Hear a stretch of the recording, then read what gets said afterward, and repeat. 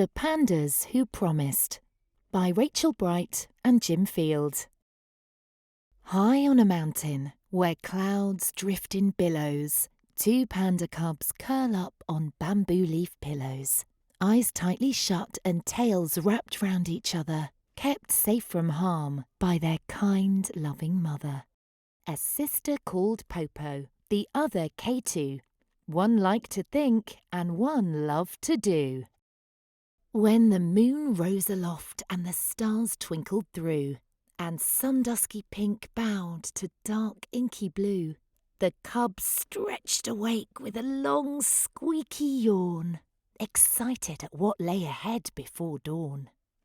K2 swung nimbly and shouted, "Let's play!" But Mama called, "Girls, not too far, please don't stray. You mustn't rove past the tall gnarly pine. If you don't go beyond it, then all will be fine. Never climb down to the mountain, you hear? And when it is daylight, make sure to be near. And my beautiful cublings, look after each other. Promise me, will you? Promise your mother?" "We promise," they shouted. "We promise, we do. No daytimes, no mountains.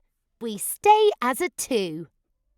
So they stayed in the treetops. They gambled and grew. They played hide and seek, and they chewed on bamboo. Each day in their beds, they snuggled together. "We'll take care of each other, now and forever." But while Popo was cautious and liked to stay still, K2 was wild and lived for the thrill. Inside her, a tussle of feelings was squalling. She'd promised to stay, but the mountain was calling. "Popo," she whispered, "don't make a peep. I want to go down. I can't rest, I can't sleep. I must visit the mountain, be wild and be free. But Popo, you mustn't go following me. Stay here and stay safe. I'll return by night break, before the moon's up and Mama's awake." Popo was shocked. "No, I'll promise," she frowned. But K2 was on her way down to the ground. She must stay by her sister, that much she knew, which meant there was only one thing she could do. So, in one huge decision, off Popo went, silently making her secret descent. And, wow, it was magical. Frost under paw, they stared in amazement at all that they saw. So much to take in, to smell and to taste. It made staying home seem like such a great waste. But, unseen on that mountain, they didn't yet know. Something prowled silently, cloaked by the snow. K2 was running and jumping, but trip! She slid down the mountainside, scramble and slip. She'd fallen right into the worst kind of jeopardy, skidding towards something spotted and leopardy. Popo was frozen. Oh, what should she do?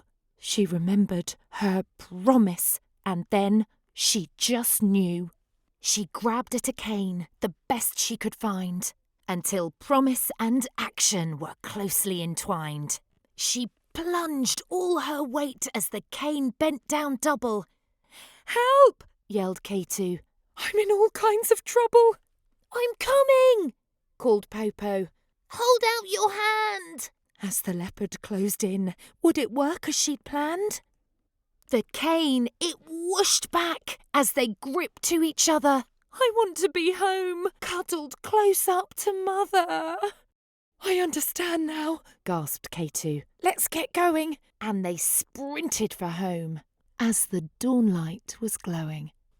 Tired and remorseful with many things learned, K2 and Popo had safely returned.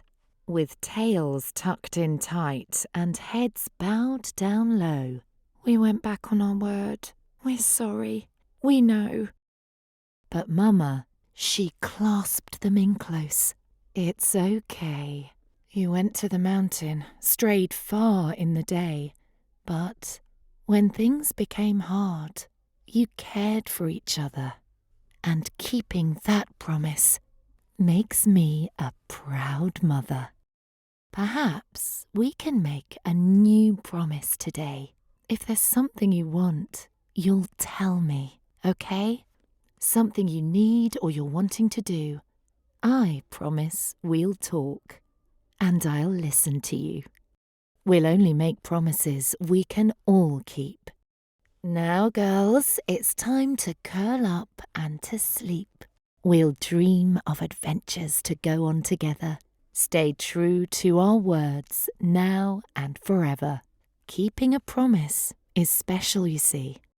It's how I trust you, and you trust in me.